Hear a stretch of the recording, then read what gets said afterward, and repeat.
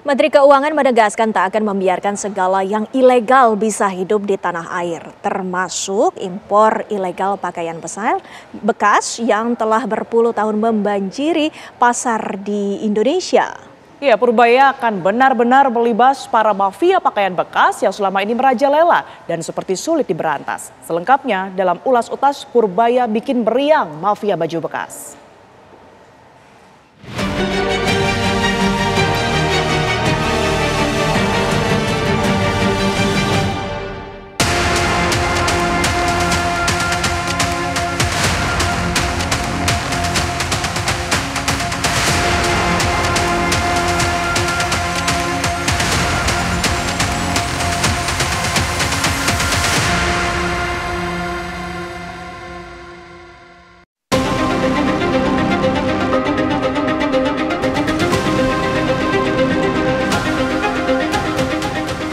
Berulang kali dilarang, namun nyatanya berbal-bal pakaian bekas dari luar negeri tetap bisa menerobos masuk melalui jalur selundupan atau impor ilegal. Kini impor pakaian bekas ilegal menjadi salah satu yang ingin diberantas oleh Menteri Keuangan Purbaya Yudisadewa. Purbaya ingin para mafia impor ilegal itu mendapat sanksi tegas sehingga benar-benar kapok. Ilegal harusnya dilarang kecuali dia bisa legal dengan melalui jalur tertentu. Tapi kalau selama ini kan yang disebut balpres itu kan, itu akan dilarang dan saya pernah bilang kan, tanya ke orang bea cukai apa hukumannya hanya ditaruh di mereka, barangnya dimusnahkan terus orangnya dipenjara. Saya bilang saya rugi, cuma udah ngeluarin uang buat musnahin barang terus ngasih makan orang lagi. Jadi nanti barangnya dimusnahkan, orangnya denda, dipenjara juga dan akan di blacklist. Yang terlibat itu saya akan larang impor seumur hidup. Bertahun-tahun pakaian bekas impor ilegal membanjiri pasar tanah air. Hingga muncul istilah thrifting atau kegiatan mencari dan membeli beraneka jenis pakaian bekas. Lapak-lapak pakaian bekas yang menjadi tujuan thrifting pun menjamur di kota-kota besar hingga ke pelosok daerah. Barang-barang impor ilegal itu dijual bebas secara terbuka. Toko-toko online yang menjual pakaian bekas juga kian marak. Bagi pedagang, larangan Pak Menteri Koboi sontak membuat mereka resah. Kami di sini sudah puluhan tahun dan ini sudah menafkahi keluarga mungkin ratusan ribu jutaan orang. Tentu kami sangat resah ketika ini diberlakukan. Ini sangat banyak yang resah. Apalagi kami juga UMKM, bukan kami. Kalau masalah di pelabuhan, tentu kita tidak tahu ke situ ya. Tapi pelabuhan, dari pelabuhan itu adalah hulunya. Kalau hulunya nggak ada barang, tentu kami juga di sini nggak ada barang. Jadi kami mohon kebijakan dari Pak Menteri Keuangan. Namun Purbaya meyakinkan bahwa produk lokal tak kalah bersaing dengan barang impor. Dengan menghentikan impor pakaian bekas ilegal, maka akan bisa meningkatkan daya jual para pelaku UMKM. Ya nanti dia beli pakaian-pakaian dari produsen dalam negeri lah. Kan masa kita melegalkan yang ilegal, sementara produsen dalam negeri mati, kan sama juga untungnya nanti dia dapatnya. Kan mereka yang penting untung kan. Nanti otomatis kalau itunya kurang, kan suplainya kurang, dia juga kurang. Tapi nanti akan saya lihat seperti apa. Harusnya sih pelan-pelan kan suplainya habis kan, kalau suplainya dicekik kan pasti akan beralih ke barang-barang dalam negeri. Saya harapkan mereka belanjanya dari produk-produk dalam negeri nantinya, UMKM kita lah. Untuk melakukan pelarangan, pembatasan barang-barang thrifting khususnya baju, sepatu, ini merupakan kebijakan yang positif nih, harus disambut dengan baik karena industri padat karya selama ini memang nggak mampu bersaing, terutama dengan pakaian jadi dari luar negeri. Yang dipersepsikan meskipun dia bekas, dia punya kualitas dan harga yang jauh lebih kompetitif dibandingkan produk dalam negeri.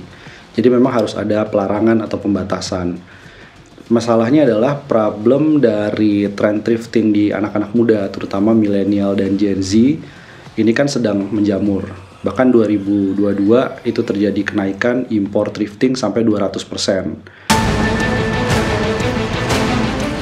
Ya, serbuan barang-barang impor ilegal yang selama ini seperti tak terbendung telah berdampak negatif yang sangat masif terhadap rantai industri pakaian di tanah air. dampak tidak langsungnya ini terhadap industri rantai industrinya secara keseluruhan. Jadi industri hilir kita tidak bisa bersaing karena kan barang-barang impor ini kan barang-barang import thrifting ini kan harganya nol nih dari sananya. Jadi harga yang di sini itu hanya ganti harga logistik ya, harga transport. Nah, kalau harus bersaing dengan barang-barang yang harganya nol, terus dengan yang mereka tanpa bayar bea masuk, tanpa bayar pajak, tentu industri hilir kita nggak kuat nih bersaing dengan itu. Nah, ketika mereka nggak kuat, mereka terdampak, banyak yang tutup, banyak yang PHK, nah dampaknya sebelumnya lagi nih industri kain, industri benang, industri serat. Jadi dampaknya masif gitu ya. Selama ini, pelarangan impor pakaian bekas telah termaktub dalam Peraturan Menteri Perdagangan. Pemerintah hanya mengizinkan para importir untuk mengimpor barang-barang baru dari luar negeri.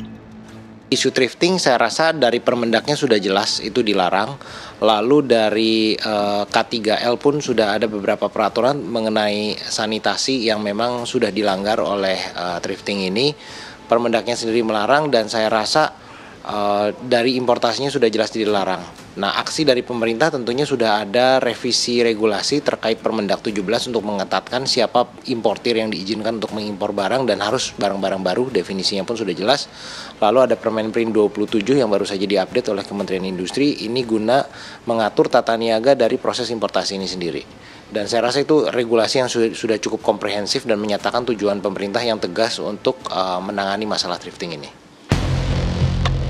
Meski sudah jelas larangannya, namun menurut Purbaya, aturan itu belumlah cukup. Ia pun berencana menerbitkan Peraturan Menteri Keuangan sebagai upaya lanjutan. Purbaya mengatakan tak segan memasukkan para mafia impor ilegal itu dalam daftar hitam. Itu kan ilegal. Ilegal eksekusi sesuai dengan pelanggarannya. Nanti kita perketat aja peraturan yang tadi, yang bukan yang hanya ada katanya kelemahan hukum di sana. Tapi kan kita bisa akalin nanti di lapangan seperti apa. Kan akan kita monitor terusan di lapangan. Jadi nanti nama-namanya saya udah punya sih siapa yang tukang itu yang biasanya tukang impor segala macam. Saya harapkan mereka mulai hentikan itu karena ke depan kita akan tindak. Sekarang pun di lapangan kita periksa terus dari waktu ke waktu. Kalau ketangkap ya nggak bisa kayak dulu lagi kira-kira. Pemerintah perlu hati-hati mengeluarkan kebijakan ini, jangan memandang hanya semata-mata kebijakan dikeluarkan dalam rangka untuk alasannya untuk memproteksi, memberi perlindungan kepada UMKM, produk-produk UMKM, dan juga dalam konteks untuk pemasukan bagi negara. Tetapi nanti pada ujungnya kita tidak mampu mengatasi banyaknya selundupan yang masuk, mengakibatkan malah kita merugi. Pelarangan total impor ilegal pakaian bekas yang kini tengah digencarkan Menteri Purbaya harus dilakukan dengan pengaturan yang terintegrasi. Jangan sampai niat baik melindungi industri dalam negeri justru memicu munculnya pasar gelap pakaian bekas impor yang sudah terlanjur menjamur di tanah air.